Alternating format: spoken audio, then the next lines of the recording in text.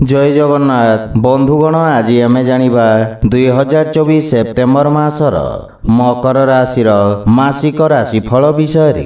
एही मासिक राशिफल ग्रहंक स्थिति और चलन को नहीं आधारित एवं ग्रहंक स्थिति और चलन आम जीवन रे बहुत प्रभाव पकई थाए। जहा फल रे आम जीवन रे केबे सुख आसी थाए तो केबे दुख आसी थाए। सेति पई ग्रहंक स्थिति और चलन को नहीं आमे पारिवारिक जीवन, वैवाहिक जीवन, आर्थिक स्थिति, शिक्षा, व्यवसाय एवं स्वास्थ्य विषय रे संपूर्ण विश्लेषण करी कहिबो। सेति पई वीडियो को शेष पर्यंत देखंतु और जेउ माने आम चैनल को नुआ करी आछंती तळे थिबा लाल रंगर सब्सक्राइब बटन को दबाई आम चैनल को सब्सक्राइब करंतु और पाखरे थिबा घंटी बटन को दबाई ऑल रे सिलेक्ट करंतु काहेकि ना आमे अपलोड करितबा प्रत्येक वीडियो रो नोटिफिकेशन आपण सर्वप्रथमे पाई परिबे।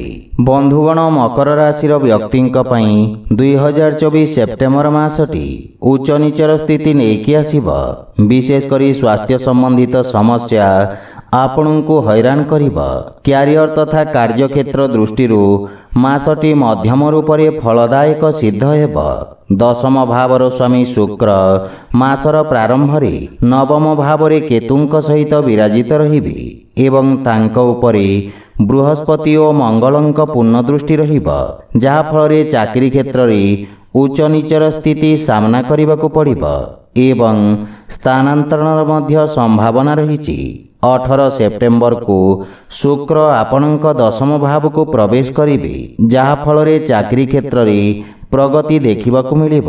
षष्ठ भाव रे पूरा मास मंगल विराजित रहिबे एवं षष्ठ भावर स्वामी बुध मासर प्रारंभ रे सप्तम भाव रे 4 सेप्टेम्बर को एवं षष्ठ भावर स्वामी बुध मासर प्रारंभ रे सप्तम भाव रे एवं 4 सेप्टेम्बर को अष्टम भाव रे एवं 23 सेप्टेम्बर को नवम भाव रे विराजमान रहिबे। जहा फल रे कर्म क्षेत्र रे उच्च नीचर स्थिति लागी रहिब किंतु आपण उल्लेखनीय प्रगति मध्य करिवे।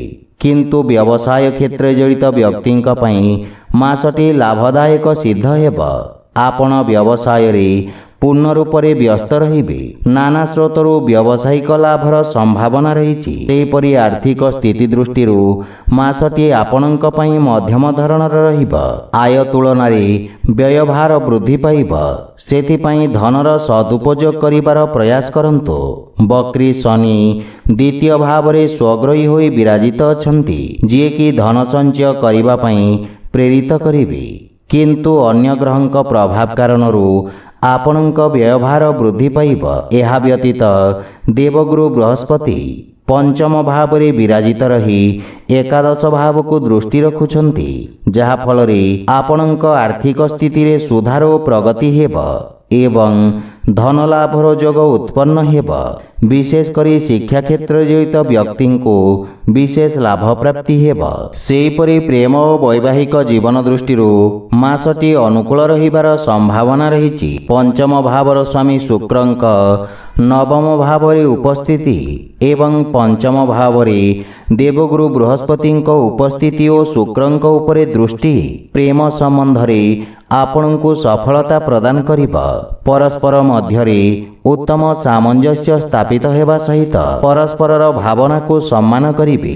प्रेमींक सहित यात्रार मध्य जोग रहिछि। विवाहित व्यक्ति मानक पई मध्य मासटी अनुकूल रहिब।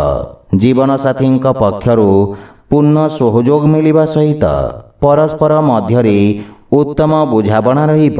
सेहिपरि पारिवारिक जीवन दृष्टि द्वितीय भावर स्वामी शनि बक्री स्थिति रे विराजित अछंती एवं तांक उपरे सूर्यंक पूर्ण दृष्टि रहुछि जहा फल रे पारिवारिक जीवन रे नाना प्रकार समस्यार सामना करिबाकु पड़िब। परिवार सदस्यंक मध्यरे तिक्ततार भाव रहिब। किंतु 16 सेप्टेम्बर को सूर्यंक नवम भाव को गोचर परे स्थिति रे सुधार आसिब। सेहिपरि स्वास्थ्य दृष्टि सूर्य शनिंक समसप्तक जोग स्वास्थ्य समस्या उत्पन्न करिब।